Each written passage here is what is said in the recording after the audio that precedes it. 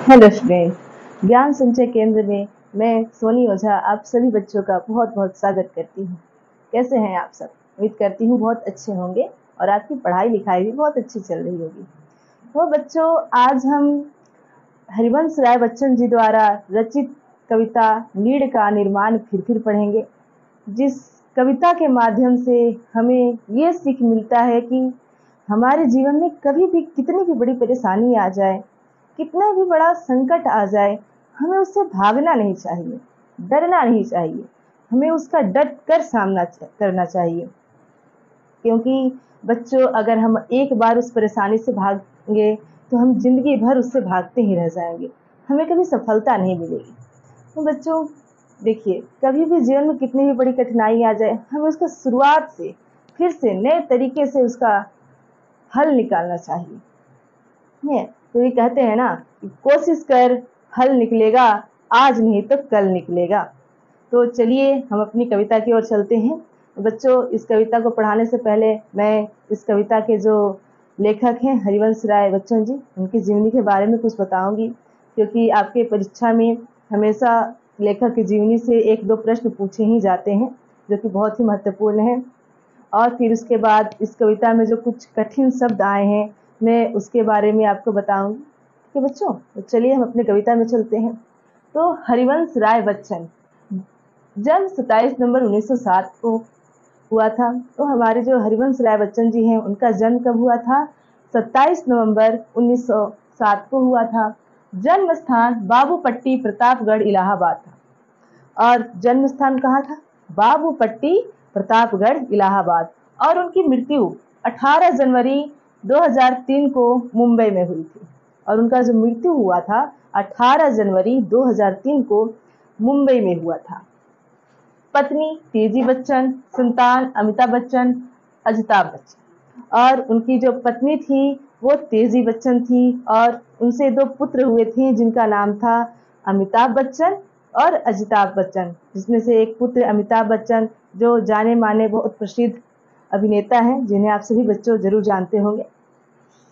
पुरस्कार साहित्य अकादमी पुरस्कार दो चट्टाने 1968 में मिला था।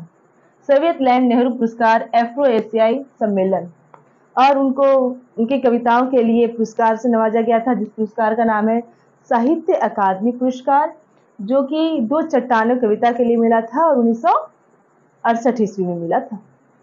और कुछ और पुरस्कार मिले थे, जिसका नाम है सोवियत लैंड नेहरू पुरस्कार, एफ्रो एशियाई सम्मेलन, सरस्वती सम्मान, पद्म भूषण से सम्मानित 1963 में, और 1963 में उन्हें पद्म भूषण से भी सम्मानित किया गया था। राज्यसभा के मनोनीत सदस्य, और वे राज्यसभा के मनोनीत सदस्य भी रह चुके थे। विदेश मंत्रालय में हिंदी विशेषज्ञ, और विदेश मंत्रालय में वे हिंदी विशेषज्ञ भी थे। प्रसिद्ध रचना मधुशाला, मधुबाला, एकांत संगीत, तेरा हार, आत्मपरिचय। और उनके तो बच्चों, ये थे हरिवंश राय जी से जुड़े कुछ बातें। अब हम इस कविता में आए कुछ कठिन शब्दों के अर्थ देखते हैं। तो नीड़, नीड़ का अर्थ होता है घोंसला। आह्वान मतलब बुलावा। आंधी मतलब तेज हवा। धूली धूसर मतलब धूल से सना। भूमि मतलब धरती। उत्पात मतलब विपरीत सूचक आकस्मिक घटना। जन मतलब मनुष्य। निशा मतलब रात। प्राची मतलब पूर्व। भीत डरना। भूधर मतलब पर्वत। विनिमृत मतलब बना हुआ। विहंगम मतलब पक्षी। गगन मतलब आसमान। गर्व मतलब अभिमान। नीज मतलब अपना। वच मतलब हृदय। बच्चों, अभी तक हमने पढ़ा, इस कविता का अर्थ देखा।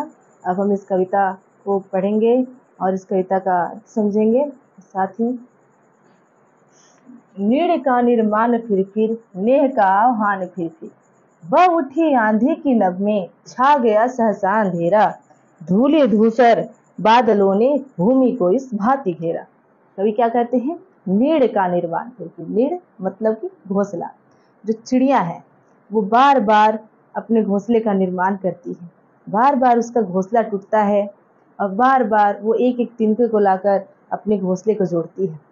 वो थकती नहीं, हारती नहीं, हिम्मत नहीं हारती कि उसका घोंसला एक बार टूट गया तो वो पुनः बन नहीं सकता। नहीं, वो फिर से अपने घोंसले के निर्माण में जुट जाती है, उसी जोश, उसी उम्मीद के साथ, है ना। वह उठी आंधी की नभ में, छा गया सहसा अंधेरा, धूले धूसर बादलों ने भूमि को इस भांति घेरा। और क्या हुआ कि हर तरफ नभ में यानी आकाश में आंधी तूफान छा गया, हर तरफ भयावह तूफान चलने लगी, चारों तरफ धूल मिट्टी फैलने लगे, जिससे हर तरफ अंधकार ही अंधकार फैल गया ना। और रात सा दिन हो गया फिर, रात आई और काली, लग रहा था अब ना होगा इस निशा का फिर सवेरा। और जब चारों तरफ आंधी तूफान के कारण अंधकार ही अंधकार हो गया तो ऐसा लगने लगा कि जो दिन था वो भी रात जैसी प्रतीत होने लगी। दिन में जब देखो आंधी तूफान वगैरह आता है ना, तो देखते हैं ना चारों तरफ अंधकार ही अंधकार हो जाता है, जैसे रात हो गई है ना। और फिर जब दिन इतनी काली लग रही थी तो सोचिए कि रात कितनी भयानक लग रही होगी, वो और डरावनी लग रही थी, बहुत ही ज्यादा अमावस की रात जैसी काली और भयानक लग रही थी। जिससे क्या हुआ कि और लग रहा था कि अब ये जो रात आ गया, ये जो काली रात आया है, उसका अब सवेरा ही नहीं होगा, ये जो विनाश आई है वो विनाश रुकेगा ही नहीं, है ना, इसका अब सुबह ही नहीं होगा, है ना। जिस प्रकार हमारे जीवन में कभी कोई परेशानी आ जाता है, कोई संकट आ जाता है तो लगता है कि अब फिर से नई उम्मीद की जो किरण है वो जगेगी ही नहीं, फिर से सब कुछ अच्छा ही नहीं होगा, जो बर्बाद हो गया वो अब वैसा ही रह जाएगा, फिर से अब कुछ अच्छा ही नहीं होगा, है ना। रात के उत्पात भय से भीत जन जन भीत कन कन, किंतु प्राची से उषा की मोहिनी मुस्कान फिर नीड़ का निर्माण फिर नेह का आह्वान फिर।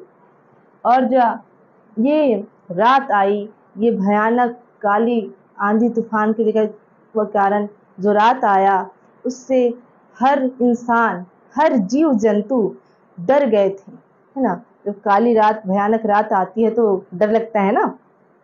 तो उसी तरह इस कविता में भी इस काली रात के कारण जो हर इंसान और हर जीव जंतु डरे हुए थे ना। लेकिन प्राची में उषा की मोहिनी मुस्कान फिर लेकिन क्या हुआ, उस रात के बाद जब नई सुबह आती है तो उषा की किरण के साथ वो एक उम्मीद की किरण जगती है कि नहीं, ये जो भयानक काली रात जो आई थी उसका समापन हो गया, अब फिर से सब कुछ अच्छा होगा, फिर से सब सही होगा। और उस चिड़िया को फिर से हिम्मत मिलता है और फिर से वो अपने घोंसले का नया निर्माण करती है, फिर से अपना नया घोंसला बनाती है और फिर से वो प्रेम का आह्वान करती है ना। वह चले झोंके की कापे, भीम कायावान भुधर, जड़ समेत उखड़ पुखड़, गिर पड़े टूट बिटप भर।